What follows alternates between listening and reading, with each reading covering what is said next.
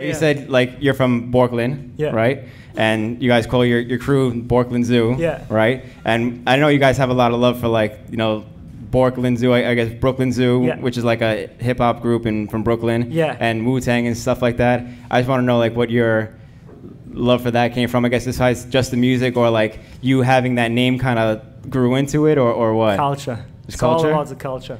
So yeah, I basically grew up like in Borken. Borken is a town, but we always call it Borkland as a joke because it's a suburb. But you know, like about suburbs, the kids always want to be like the kids in the bigger towns. Yeah. So my uncle is like one generation older than me, and it was a big time when he was young and cool and fresh. I basically grew up with whatever he's doing, so everything about hip hop, and a lot of Wu-Tang, Tupac, Biggie, everything. And I grew up with this kind of stuff.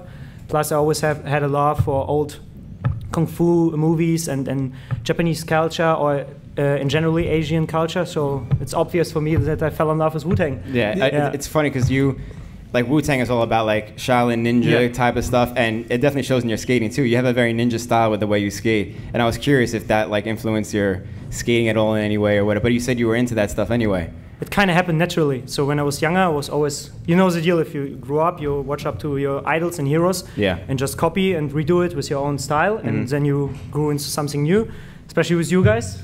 Shout out to your boss. They're like, no, I'm not joking, like huge influence on me. And even Billy in the early days when he was having like man bun and stuff and some white clothes, he looks like an urban ninja as fuck, and awesome too, and it was always inspiring for me.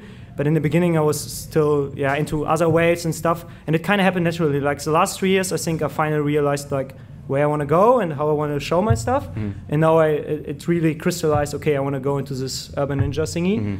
And in the end, like, oh, actually, it's where it's all started for me with my interest in music, rollerblading, everything into this. Yeah, your roots go deep, I guess. It's like.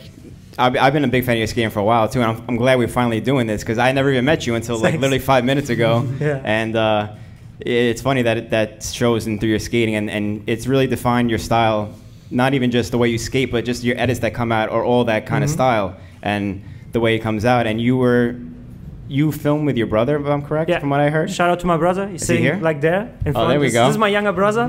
Yeah, it's your brother with the Bulls starter jacket? Oh my God, I saw you walk in and I was like, he's so this man has a Bulls he's wearing more G's than my jacket. uncle. That's the funniest thing. I kind of pushed him into it. But your brother skateboards, right? Or yeah, like that, but let's say different. So obviously we grew up together at the skate park. He's only like 5 years younger than me, so I always bring him.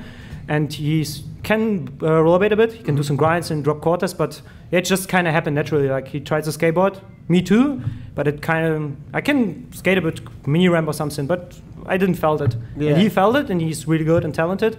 He's still skateboarding up to date, but just on a chill level. You don't want to go full professional or something. So, but he was always hanging around with me. He saw all the process of me getting sponsored, getting pro, and at one point he was just for fun filming his homies, and then it developed into what you know now at Brooklyn Zoo.